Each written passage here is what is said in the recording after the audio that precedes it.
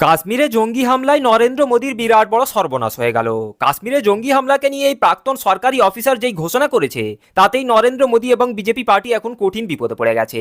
কাশ্মীরে জঙ্গি হামলাকে নিয়ে নরেন্দ্র মোদী ও বিজেপি পার্টি এতদিন যেটার ভয় করছিল, ঠিক সেটাই ঘোষণা করেছেন প্রাক্তন এই সরকারি অফিসার। আর তাতেই নরেন্দ্র মোদী এবং বিজেপি পার্টির পুরোপুরি 12টা বেজে গেছে। তো চলুন এই ভিডিওটি ধৈর্য ধরে শেষ পর্যন্ত দেখুন। প্রথমে দেখুন কাশ্মীরে জঙ্গি হামলা কিভাবে হলো এবং কেন হলো, এবং শেষে দেখুন এই প্রাক্তন সরকারি অফিসার কাশ্মীরে জঙ্গি হামলাকে নিয়ে ঠিক কি ঘোষণা করেছে, তাতে নরেন্দ্র মোদী এবং বিজেপি পার্টি কত বড় বিপদে পড়ল। ৩৭০ ধারা প্রত্যাহারের পর জম্মু কাশ্মীরের জঙ্গি উপদ্রব কার্যত শেষ হয়ে গিয়েছে, এই দাবি বারবার করেছেন প্রধানমন্ত্রী নরেন্দ্র মোদী ও কেন্দ্রীয় স্বরাষ্ট্রমন্ত্রী অমিত শাহ। কেন্দ্রের কাশ্মীর নীতি নিয়ে ব্যাপক প্রচারে নামে বিজেপি। ৩৭০ ধারার লোপের প্রেক্ষাপটে গোটা দেশে জনমত গঠনে সরকারি পৃষ্ঠপোষকতায় কাহিনীচিত্র তৈরি হয় বলিউডে। সংসদে প্রধানমন্ত্রী মোদী উপত্যকায় শান্তি ফিরে আসার দাবি জানিয়ে ভাষণ দেন। কেন্দ্রীয় স্বরাষ্ট্রমন্ত্রী অমিত শাহ সংসদে তথ্য দিয়ে দাবি করেন, পরিবর্তিত পরিস্থিতিতে জম্মু কাশ্মীরে জঙ্গি উপদ্রব শূন্যে পৌঁছেছে। মোদী শাহের কাশ্মীর নীতি বস্তুত বিজেপির রাজনৈতিক হাতিয়ার হয়ে উঠেছিল।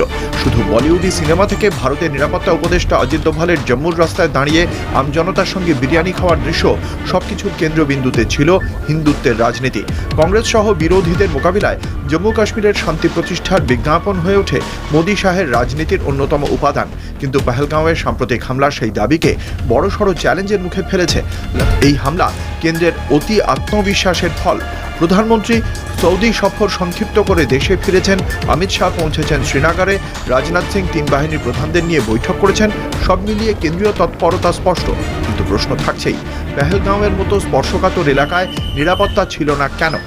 কেন তারপরেও প্রাণ হারালেন এতজন নিরীহ মানুষ? বছর শেষে বিহার ও তামিলনাড়ুতে ভোট। পহেলগাঁও কাণ্ড সেই ভোটের বাজারে মোদী সরকারের কাশ্মীর নীতি ও নিরাপত্তা ব্যবস্থাকে ঘিরে নতুন বিতর্ক উস্কে দিয়েছে। প্রশ্ন উঠেছে, চৌকিদারি আদৌ কতটা নির্ভরযোগ্য? আমরা 17 তারিখে এসছি, এসে এমনি শ্রীনগরে প্রথম এলাম, এসে সাইট সিন করলাম, লেক, ডাল লেক, মোগল গার্ডেন সব দেখে 18 তারিখে গিয়েছিলাম আমরা সোনমার্গ। সোনমার্গে যাওয়ার সময় দেখলাম রাস্তায় 50 থেকে 100 মিটারের মধ্যে সব সিআরপিএফ জওয়ান দাঁড় করানো আছে। প্রচন্ড বৃষ্টি হচ্ছিল, তার মধ্যেও তারা দাঁড়িয়ে আছে। তো ঠিক আছে, ওটা 18 তারিখ চলে গেল। 19 তারিখে আমরা গুলমার্গ গেলাম, একই অবস্থা। যখন আমরা কালকের আমরা পহেলগাঁও যাচ্ছি, তখন দেখলাম একটাও রাস্তায় একটাও সিকিউরিটি নেই, একটাও সিঙ্গেল সিকিউরিটি নেই। মানে হামলার আগে কোনো নিরাপত্তা ছিল না ওই এলাকায়?